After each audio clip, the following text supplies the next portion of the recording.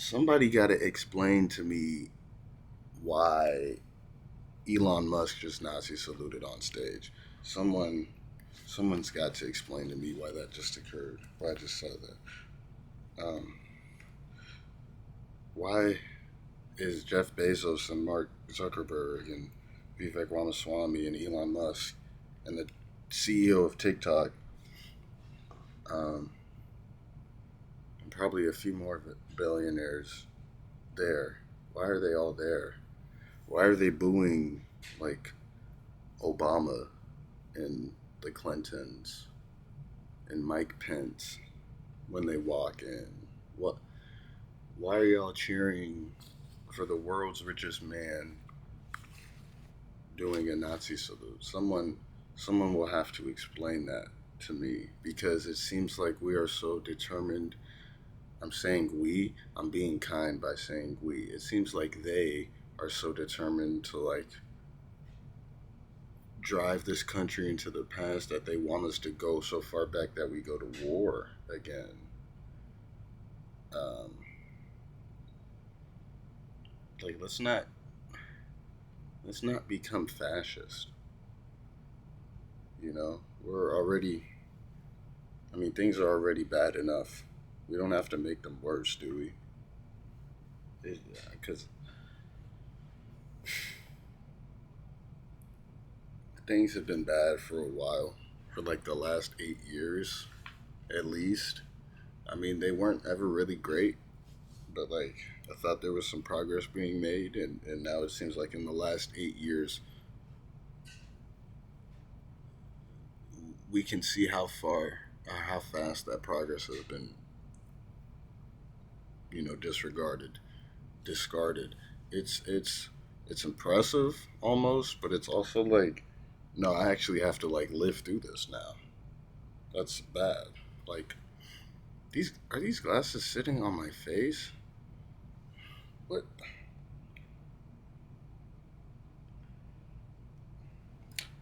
It's just like we actually have to go and live through this stuff. So when you're pulling out the World Health Organization, when you're pulling out of the WHO, when you're like hours into office, you're crushing the dreams of citizens in uh, Mexico trying to apply and get asylum or just come here and live here legally. They're doing it the legal way, and then you shut it down, but you also say you can't do it illegally. We just don't want you at all, even though we need them. It's like, okay, how did this happen again? When you go on stage and you're like, man, Elon really knows those laptops, those vote counting machines, knows them like the back of his hand. We won Pennsylvania, by the way. And you just say that, and then you don't expect people to be like, what? Um, it's about to snow in Tallahassee. It doesn't. That's not supposed to happen. It's snowing in Houston right now. That doesn't really happen. I don't think weather is supposed to occur like that. Um, and so you're pulling out of these climate agreements. You pulled out of probably pulled out of like the Paris Climate Agreement or whatever accord. I think you did that last time you were president, and then you immediately came here and pulled out of whatever you did. Um, you have your voters saying they want to abolish the Department of Education. Okay, why? Like,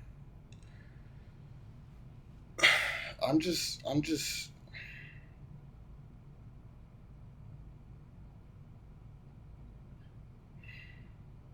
like things aren't good. Like even with TikTok, that whole manufactured situation. Like I don't use TikTok first of all, but like I saw because my friend uses TikTok and he was telling me about it and he showed me the message you get right after they banned it. He showed me the message that comes up when you try to open. It's like, oh, You can't use TikTok right now, but President Trump will come and save us. Wasn't he trying to ban TikTok not too long ago? Weren't the right trying to ban TikTok not too long ago? But suddenly, the 2 days before his inauguration, they banned it, and Trump's like, "Oh no, guys, I'm gonna sign an executive order to stop the TikTok ban because I know you guys like TikTok, because I know you guys love me, and I need y'all to love me more. So here's what I'm gonna do. I'm gonna create this problem and then solve it myself so I can take all the credit for it and take all the support gained from solving the problem and none of the flack from creating it. I'm gonna manufacture problems and then solve them." Um, so yeah, it's problematic. It's problematic when you have people who wanted to abolish education, um, when they think being educated is bad. When you unite people against a common enemy, but you make the enemy everyone who isn't white or a man. Oh, and then you came into office and immediately like signed this executive order stating there are only two genders. Literally for what reason? That is so performative and so like just unnecessary because actually who cares? Like really who cares? If like y'all are on this tirade, this crusade to destroy the lives of like all minorities, um, whether they're racial minorities or like minorities via their sexualities or genders. It's like we you don't have to do that. They can just live life. Like I saw this clip of this dude who said there are like mutants living amongst. Nigga, this is not X Men. People like this is not X Men. What are you talking about? We have mutants living amongst us. Like what? Like literally, what? Like I've had a headache for like the past 8 years. Like I've had a headache, just an unending headache, probably for like the past 10 years, and I'm 18. So like politically, I knew things were bad. I didn't think they would get this bad, and then it's like I'm seeing he okay. Back to Elon Musk Nazi saluting on stage because there's so many things to talk about, but that's probably the most. That's that's yeah. I'm gonna say that's the most concerning one, just because at an inauguration, that's what we're doing. Mm. So yeah, he Nazi saluted, and the Anti Defamation League said, "Oh, it was a weird gesture, guys. Um, let's not get riled up over inauguration day in politics and social media. It was a weird gesture. Him,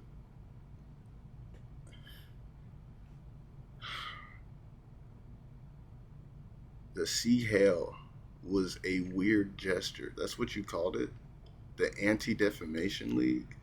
Like, the league that's supposed supposedly committed to combating anti-Semitism. Literally, the guy who is like the poster child of anti-Semitism. That's his symbol. That's his that was his thing. That was why we fought him a long time ago. Not a long. It really wasn't long ago at all. That's why we fought him 80 years ago, so that this wouldn't occur again.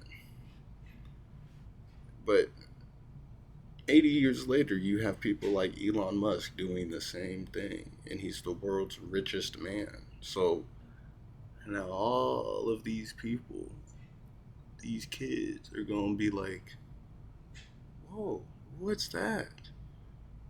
That was cool." And it's a Nazi salute. No, it's not cool. It can't. It, you can't ever make something like that cool.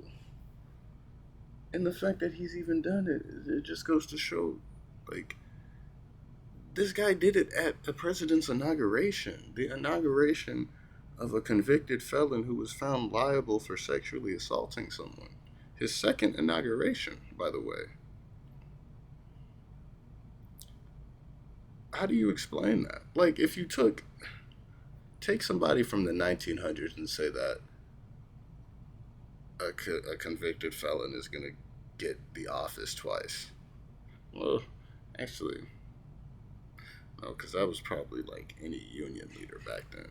So how about we say take a founding father and tell them take like George Washington, because everybody loves George Washington, right? Everybody loves him. I guess. I mean, I don't care for him, but take someone as loved as he is and tell him that in 249 years, empires usually live to 250, by the way. That's the average age. Then they crumble. 249 years from now, there's going to be a convicted felon in office who, and a man that he appointed to a government position, the head of the Department of Government Efficiency. What does that stand for? Literally, it is called DOGE. Is going to um, salute. Well, he wouldn't know who Hitler is. Um, let's say that a convicted felon. Let's tell George Washington that a convicted felon who was found liable for sexually abusing someone would be the president twice. I think he'd be like, that's not good.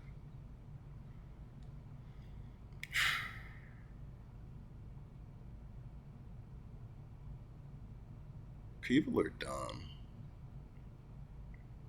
Or people are ignorant. Maybe not dumb, ignorant. People, I'm just watching like this machine imbue these people with just fascism. It's really crazy that this is like what were y'all taught in school? What were y'all taught in school, bro? I saw a tweet.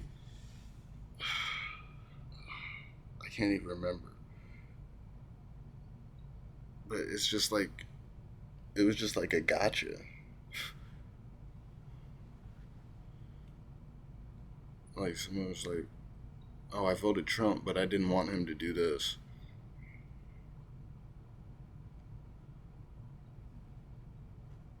Like, okay, I voted him, but I didn't want him to do this one thing he did, and he did it anyways. Like immigrants who vote for Trump, you're voting against your own favor. I saw this Channel Five video, um, and it he there was this interview of this Cuban man who voted for Trump. He was like, "Yeah, his first term I didn't like him because I wasn't a legal citizen yet."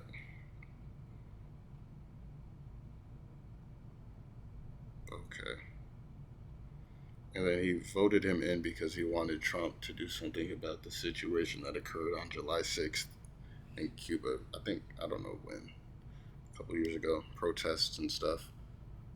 He voted Trump in to do something about that. The guy who doesn't want immigrants in, he voted Trump in. Okay. So, and then he pardoned the people from January 6th. So, it's just like, it's like this record breaking tariff setting horrible precedents for things. Like, why are you pardoning people who stormed the Capitol and who should be branded terrorists? Like, those are actual, genuine terrorists, real deal. Like, no cap. Um, but we're just gonna let them rock because they wanted to make America great again.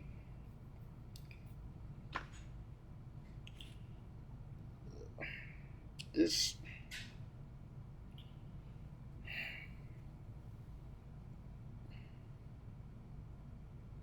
I'm tired of politics. Um,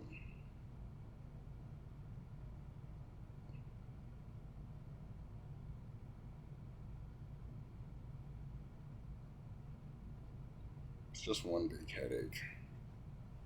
It's just one big headache. The U.S. As I get older, I realize just the level. There's levels to how much the U.S. sucks. I don't know if um, there's like something going on. I mean, there must be, right? Where like a bunch of the world's richest people were like, okay, we need to get to. Okay, well, first of all, look, if we look at the U.S. as this capitalist society where money talks and money rules, basically, like money is number one, and then political power is second. What if you take like 10 of the world's richest people, put them in one room, and then have them endorse a president? You can see that that president is probably going to have to do the work required to gain the support of those 10 billionaires. That's bad. That's bad. You have a president who he himself was once a billionaire. I don't know if he is anymore. I doubt it. But you have a president who himself is a rich man. He's like a rich man's president. And America is a rich man's country, unfortunately. But literally 350 million people here are not rich, while there's only like 1 million, maybe 2 million who are. Like, wealth inequality is real. It's a real thing. People are wondering why gas prices are so high and why eggs cost so much. Um, Somebody in that Channel 5 video was like, I'm ready for inflation to go to zero. Okay. You don't understand economics. Um, so yeah, it's not good. Things are bad. Things are really bad. We're not we're not doing fascism, guys. Don't do fascism. Just that's not. We're not gonna make that a trend. We're not gonna make that cool.